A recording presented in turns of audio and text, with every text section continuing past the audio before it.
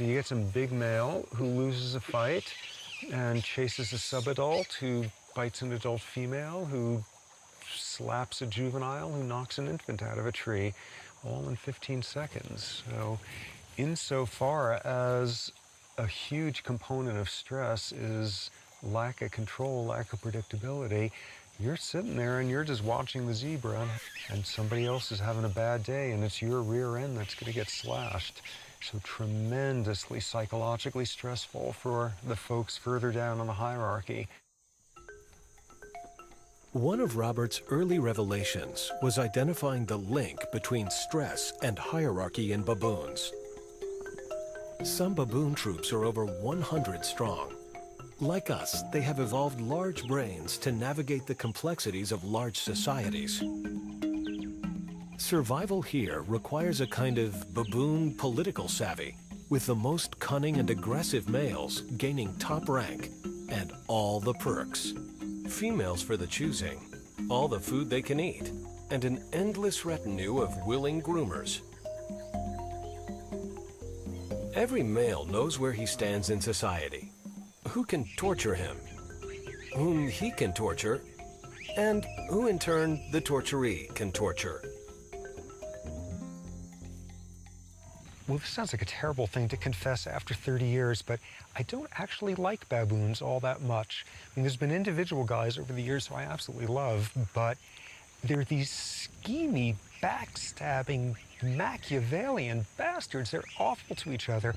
So they're great for my science. I mean, I'm not out here to commune with them. They're perfect for what I study.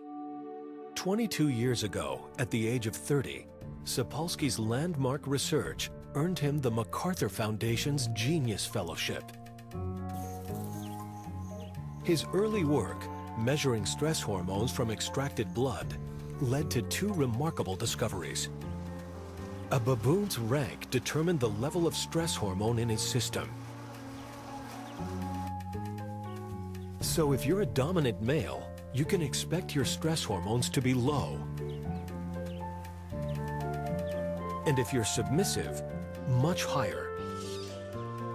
But there was an even more revealing find. In Sapolsky's sample, low rankers, the have-nots, had increased heart rates and higher blood pressure. This was the first time anyone had linked stress to the deteriorating health of a primate in the wild. Basically, if you're, a stressed, unhealthy baboon in a typical troop, high blood pressure, elevated levels of stress hormones, you have an immune system that doesn't work as well, your reproductive system is more vulnerable to being knocked out of whack, your brain chemistry is one that bears some similarity to what you see in clinically depressed humans, and all that stuff, those are not predictors of a hale and hearty old age. 20 years ago, Robert got a shocking preview of this idea. The first troop he ever studied, the baboons he felt closest to and had written books about, suffered a calamity. It would have a profound effect on his research. The Kikarok troop is the one I started with 30 years ago. And they were your basic old baboon troop at the time, and which means males were aggressive and society was highly stratified and females took a lot of grief in your basic off-the-rack baboon troop. And then by now, almost 20 years ago, something horrific and scientifically very interesting happened to that troop.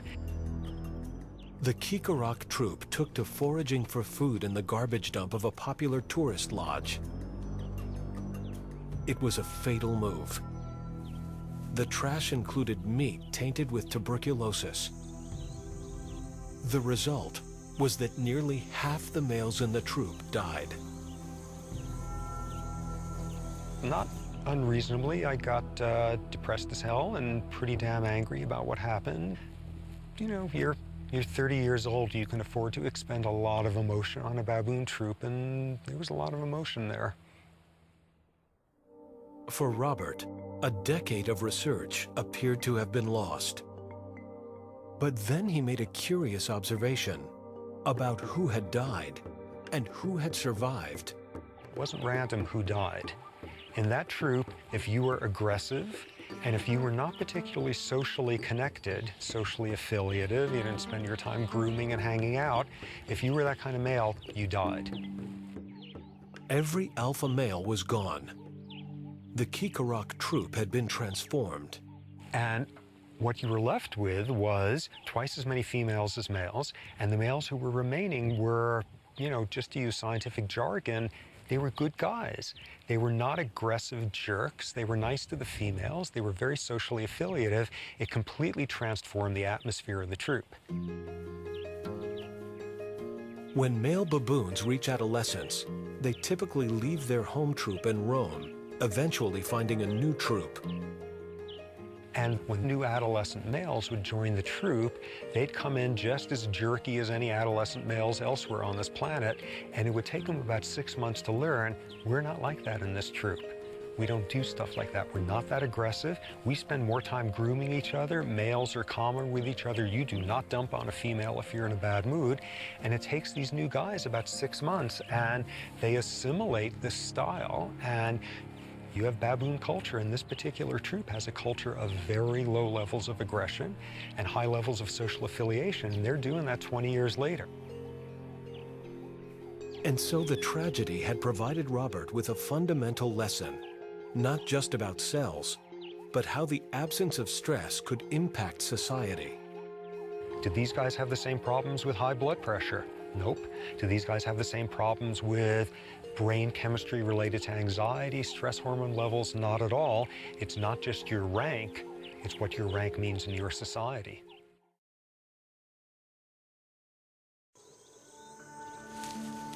So what do baboons teach the average person in there? Don't bite somebody because you're having a bad day. Don't displace on them in any sort of manner. Social affiliation is a remarkably powerful thing, and that's said by somebody who lives in a world where ambition and drive and type A-ness and all of that sort of thing dominates. Those things are real important, and one of the greatest forms of sociality is giving rather than receiving, and all of those things make for a better world.